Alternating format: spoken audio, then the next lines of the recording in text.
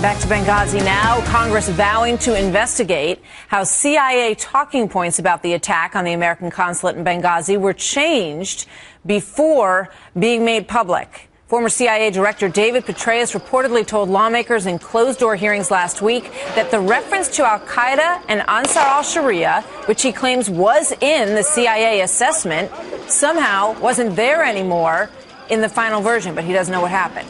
Democrats say they don't believe that the talking points were changed for political reasons, but top Republicans are calling this a Watergate-level cover-up. I know the narrative was wrong and the intelligence was right. We are going to find out who made changes in the original statement.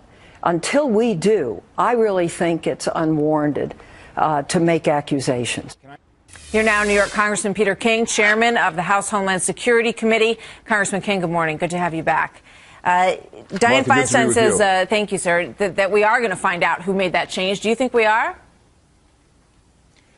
Well, we have to. And, it shouldn't be the obligation of Congress. Obviously, we'll do it if we have to, and we must do it. But I don't know why the administration long ago just didn't come forward and say that these changes were made and give the reasons why. The longer they wait, the longer they delay, the longer they try to confuse things, the more people think that something was up, that they had some other motive for doing it. To me, this should be very easy. They have to know who did it.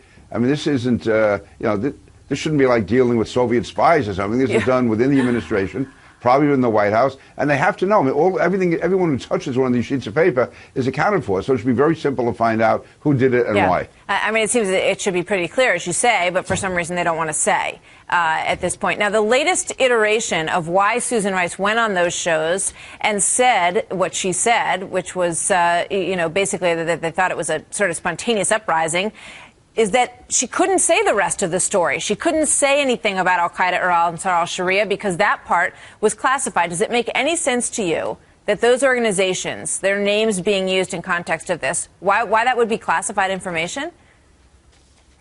No, because you wouldn't be given the sources and methods. You wouldn't be saying how we got the information. Ansar al-Sharia is very active in that area, so it wouldn't surprise anyone if we concluded that Ansar al-Sharia was involved. And also, the administration is changing its story, because up till now they were saying that Susan Rice gave all the information that she was given by the intelligence community, that this is what she was told. Now we've said, well, she was told two different stories, and she went with one rather than the other, which is very different from what they've been saying up till now. Why do you think, in the midst of everything that General Petraeus is going through right now, he really wanted to testify as to what was in their assessment, the CIA assessment, and he did so on Friday? I believe he saw it as part of his legacy. He wanted it to be clear that whatever confusion there may have been at the beginning, that when the CIA sent its statement to the White House, it was accurate and it was focused and it was on point. And since then, you've found people like Joe Biden throwing the intelligence community under the bus. If you remember during his debate with Paul Ryan, he said, Susan Rice just said what the intelligence community gave her.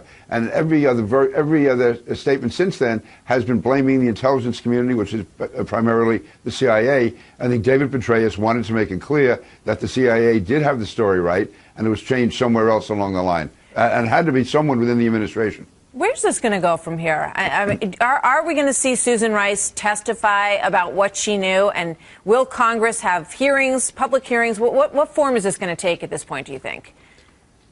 Well, I'm on the Intelligence Committee, and Mike Rogers is the chairman, and he indicated yesterday, and also Senator Feinstein did too, I believe, that Susan Rice may have to be called as a witness. I mean, we shouldn't have to go through all this. It would be a lot easier for the country and also for our whole foreign policy if we just have the administration be honest, come forward and say what happened. But if Susan Rice has to testify, then yes, if that's what we have to do to get the story, we have to get to the bottom line, because this goes beyond Susan Rice. It goes beyond Republican and Democrat. We had four solid, good Americans who were killed that day, and they were murdered, and we have an obligation to them, their families, and our country to find out what happened, and to have these roadblocks thrown in the way by the administration, getting cute, saying the White House didn't do it, somebody else may have done it. And again, they're trying to blame the CIA, which was not at fault. They had it right. Very quickly, Peter King, because I got to go. If you get a chance to question Hillary Clinton, what would you ask her? What's your biggest question for her? I would ask her what reports they got from the field that night, State Department people on the ground, what did they send back? And also, Susan Rice is in her chain of command. What did the State Department tell Susan Rice before she went on television? All right. Congressman Peter King, we'll follow you on all of this, of course. Thank you very much, sir. Good to see you this morning. Thank you, Mother.